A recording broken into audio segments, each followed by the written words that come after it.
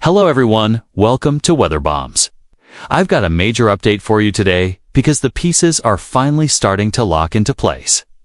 And this winter, it looks like we're gearing up for something big.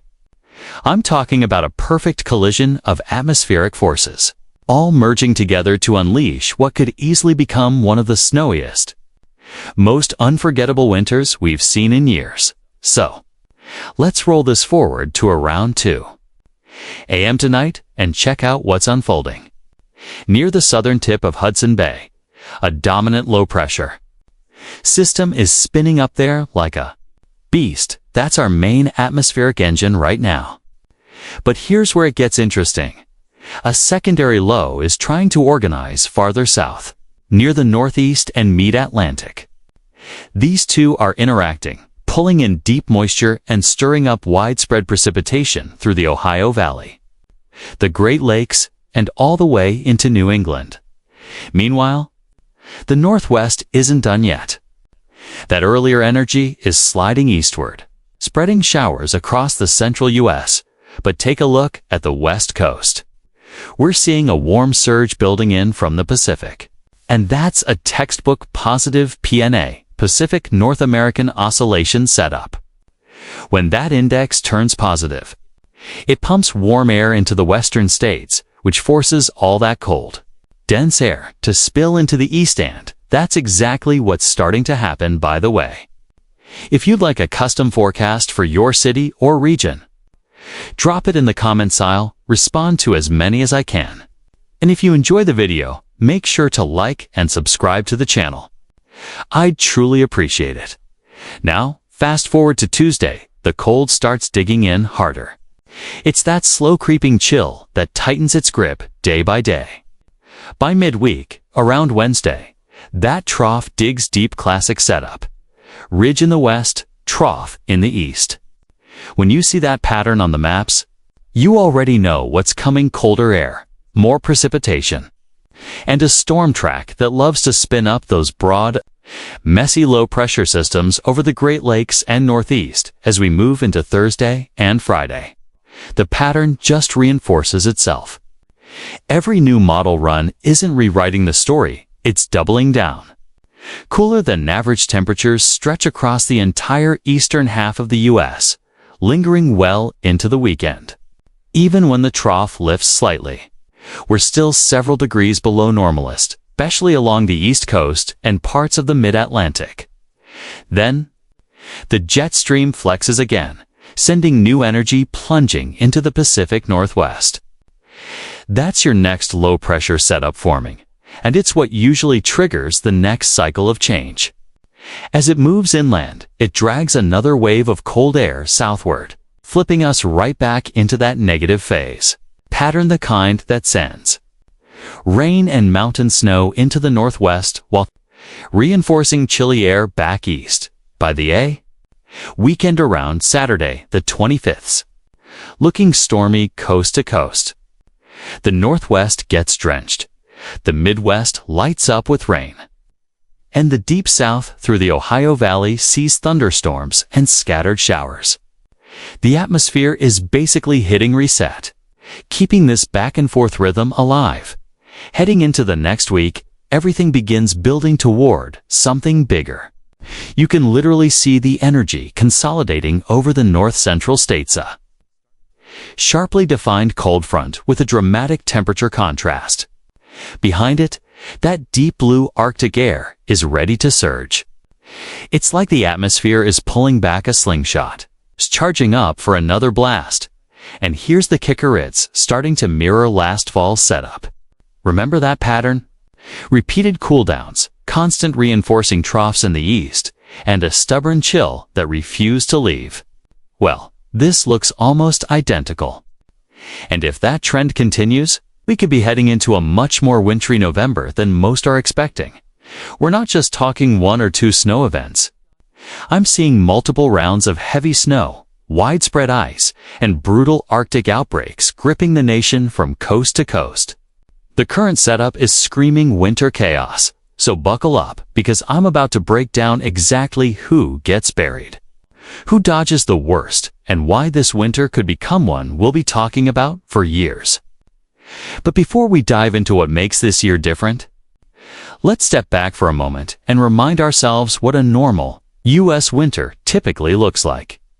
If you live along the Gulf Coast, the deep south, or out in those arid southwestern deserts, snow is more of a spectacle than a season. You might catch a flurry or two every few years if a powerful Arctic front plunges unusually far south. But for the most part, those regions see barely one or two snow events in an entire decade.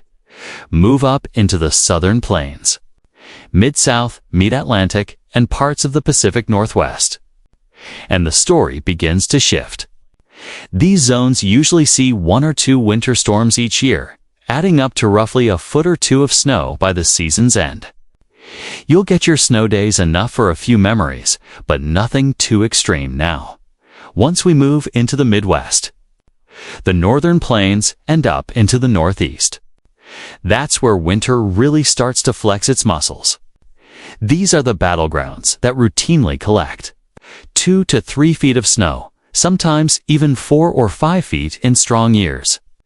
The most powerful blizzards on record often target these regions, from the Great Lakes to New England, dropping over 2 feet in a single storm. In certain winters, those deep red-shaded zones can rack up over 72, even 100 inches of snow. That's your baseline. But this year, things are shaping up to be wildly different. The key word, polar vortex, and a strong one. That's the engine powering the snow season ahead. Cold Arctic air trapped in Canada will repeatedly surge southward, flooding into the U.S. heartland.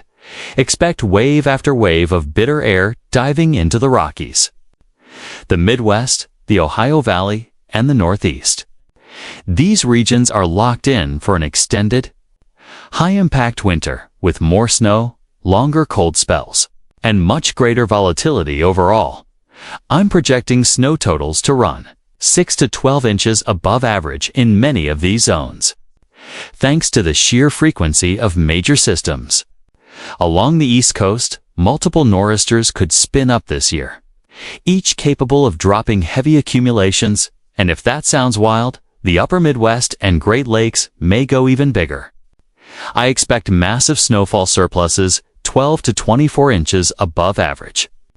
The clash of deep Arctic air and high moisture will create the perfect breeding ground for powerhouse snow system storms capable of unloading 18 inches or more in a single event.